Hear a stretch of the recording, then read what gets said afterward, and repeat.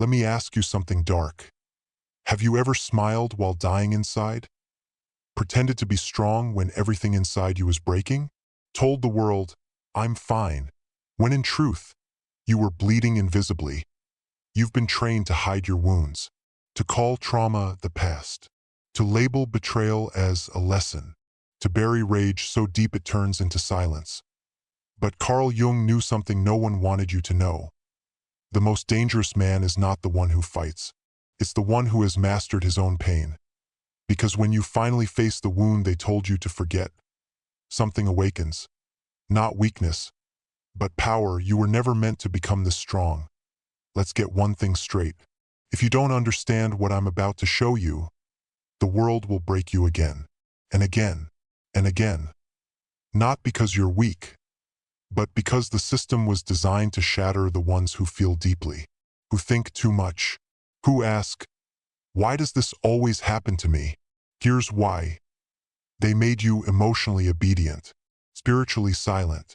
They trained you to accept powerlessness as normal life.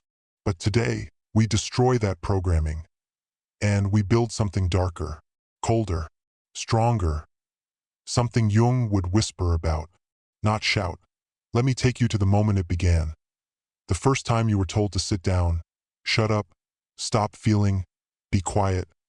The first time someone hurt you, and you weren't allowed to say a word. The first time your voice cracked and they laughed.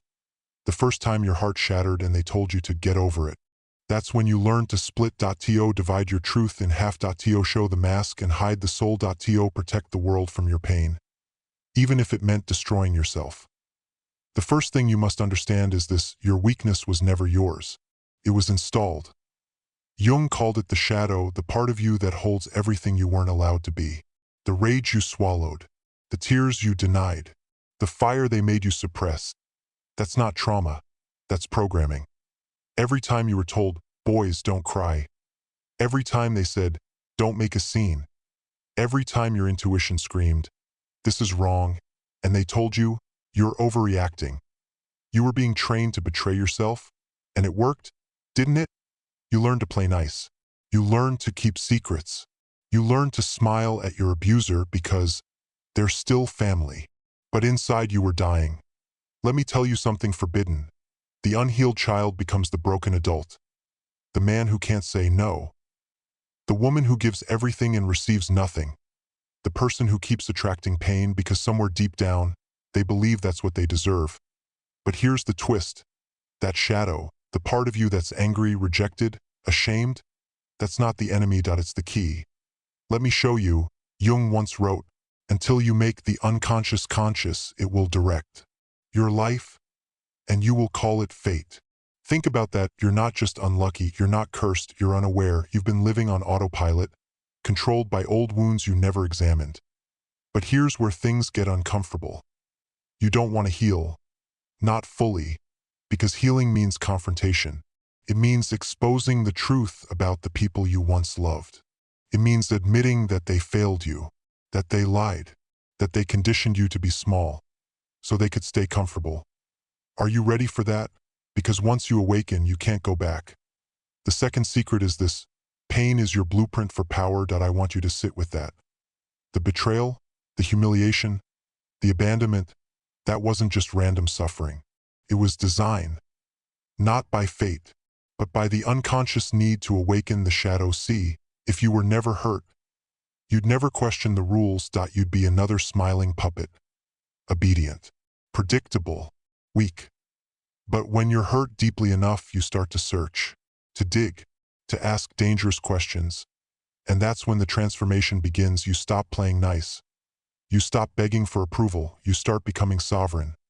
Not emotionally fragile, emotionally forged. Carl Jung didn't just talk about healing, he talked about integration. That means you don't destroy your darkness. You become it. You take the chaos, the rage, the shame, and you shape it into strategy. The man who once cried alone at night, now he walks into rooms like a storm.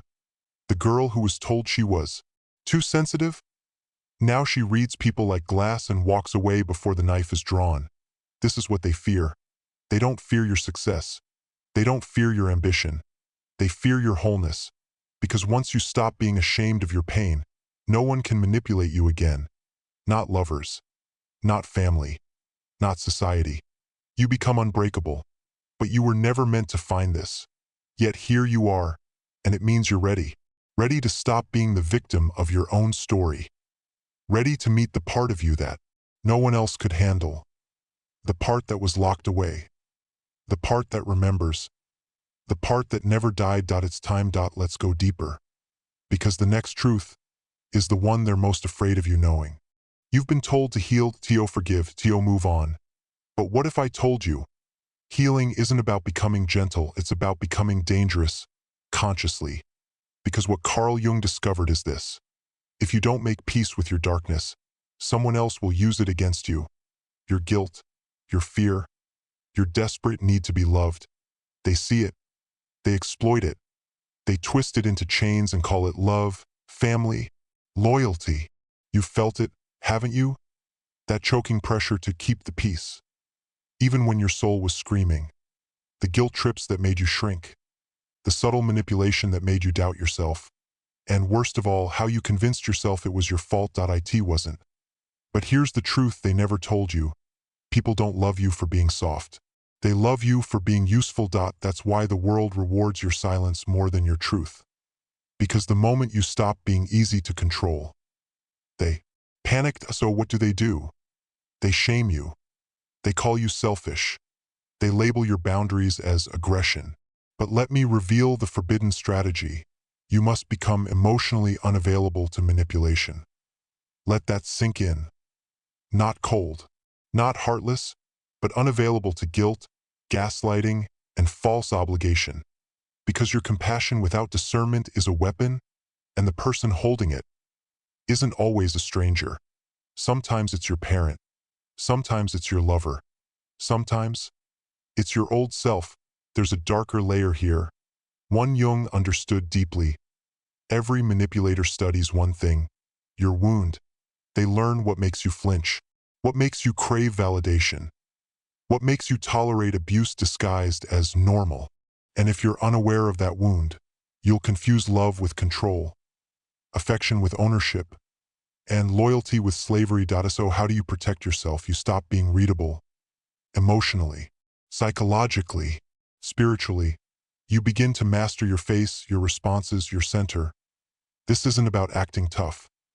This is about being unshakable. A person who no longer reacts out of pain, but out of purpose. Because here's the real weapon Jung gave us, consciousness. Once you become aware of your unconscious programming, everything changes. You stop playing out old stories. You stop chasing ghosts. You stop surrendering your power to people who never earned it. You start to ask, why do I feel responsible for everyone else's comfort? Why do I abandon myself every time someone disapproves? Why does setting boundaries feel like betrayal? Because somewhere in your past, you were rewarded for disappearing. They clapped when you swallowed your truth. They praised you for being so mature when you didn't cry. They loved you for making them feel safe, even if it destroyed you. And now, you're waking up. The next strategy is brutal, but necessary. You must isolate before you integrate. No transformation happens in the crowd. You don't become whole in noise, chaos, or comfort. You become whole in solitude. In silence, in spaces where no one is applauding, where your only reflection is your pain and your potential. You start noticing patterns, noticing triggers, noticing where you've been performing instead of living, and it hurts. But that pain, it's sacred. Because it's not the pain of staying asleep. It's the pain of finally waking up. And most people, they'd rather stay comfortable than confront this. They'll go there. Whole lives repeating the same relationship cycles, fighting the same inner wars, blaming others for what they've never dared to face within. But you're different. You wouldn't still be watching this if you weren't ready to go further. You'll look your old self in the eyes and say, I'm not abandoning you anymore. Not for approval. Not for peacekeeping.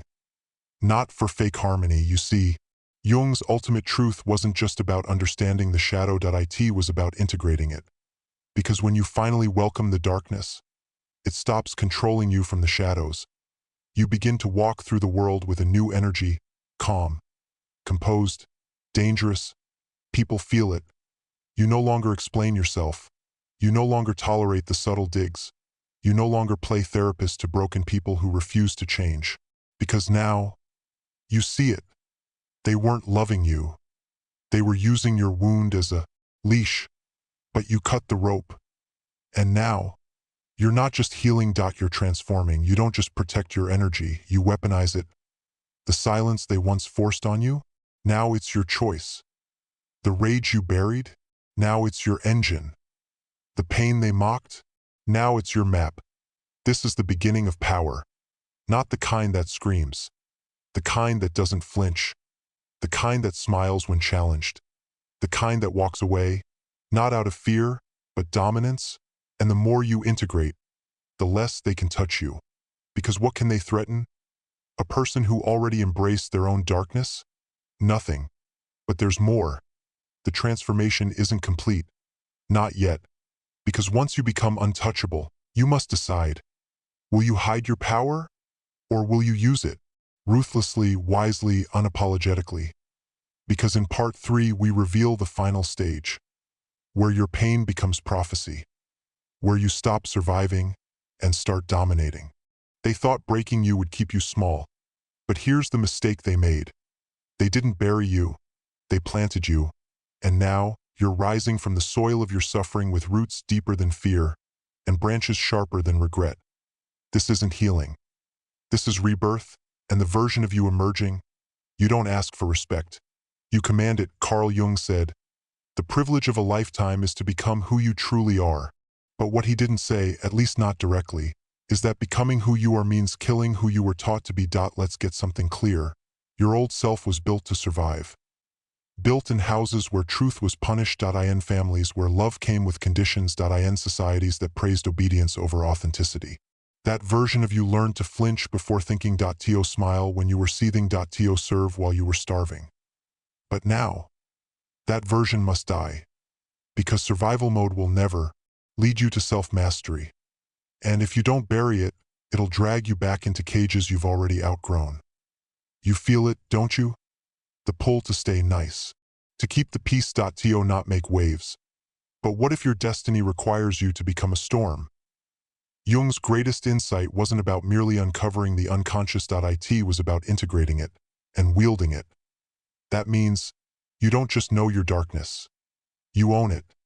You walk into rooms aware of every scar, every shadow, every shameful corner, and you say, "Yes, that's mine. And I'm still here." That kind of power, it terrifies people.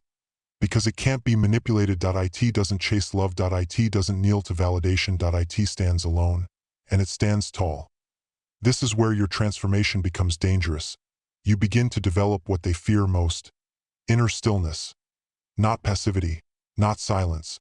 Stillness. A deep-rooted calm that no insult can rattle. No ghost from the past can disturb. No rejection can wound.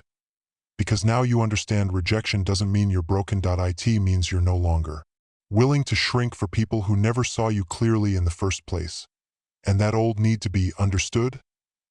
Gone. You've traded it for something far more powerful. To be untouchable. You don't need them to get it. You need you to own it.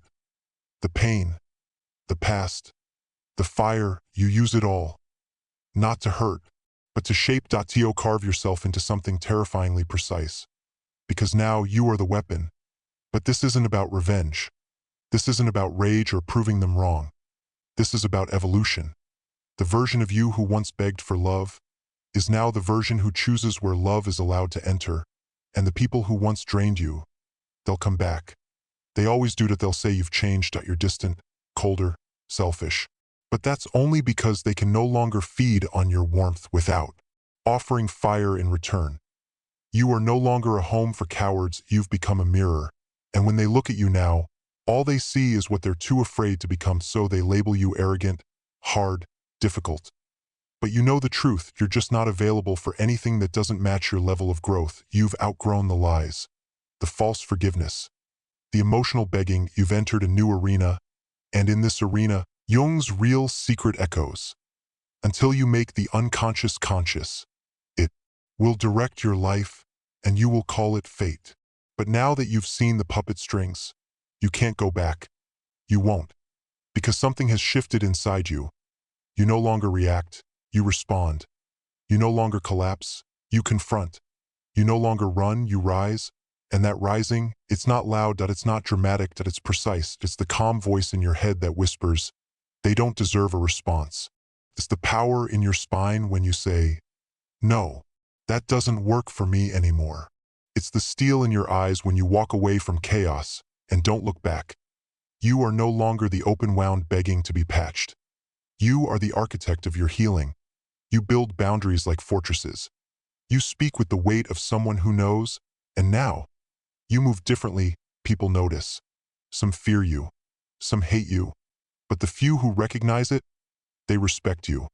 Because they see what you've become, unshakable, unbothered, unbreakable. But there's one final step point, one final truth Jung knew, but rarely spoke aloud. It's not enough to become untouchable. You must become the one who touches others with that fire without losing yourself again.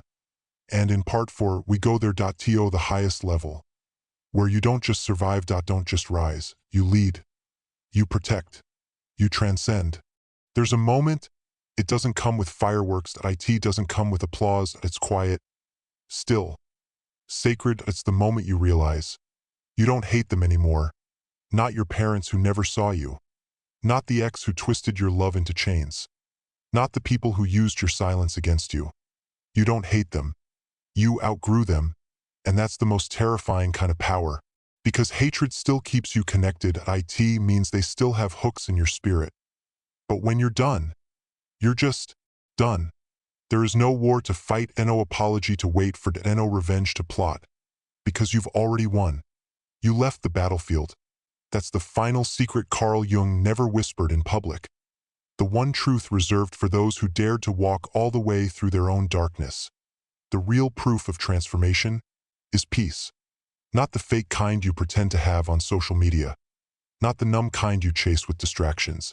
But the deep, soul-level peace that says, I am no longer controlled by what hurt me.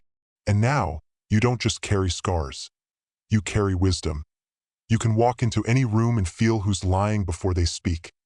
You can sense manipulation like smoke in the air. You can smell fear behind a mask of charm, because you've met all those parts in yourself. You don't judge the broken, but you don't babysit their chaos either.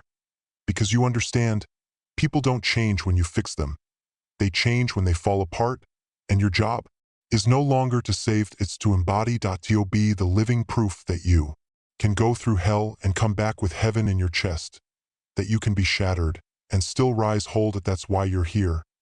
Not to be loved by the world, not to be understood, but to become untouchable, not cold, not cruel, but unshakably, unrelentingly whole, because now you see the truth that was always hiding beneath the pain. You weren't broken, you were buried, under shame, under guilt, under generational wounds that were never yours to carry. But you carried them, and now, you've put them down, and in their place you've built something no one can take. Not status, not validation, not power over others, but sovereignty. I belong to no one. I betray no part of myself to be accepted. That's what it means to be unbreakable. It's not that life doesn't hit you, it's that you don't flinch anymore. It's not that people don't leave, it's that you don't collapse when they do. Because your worth isn't held in someone else's hands anymore. It's etched into your bones.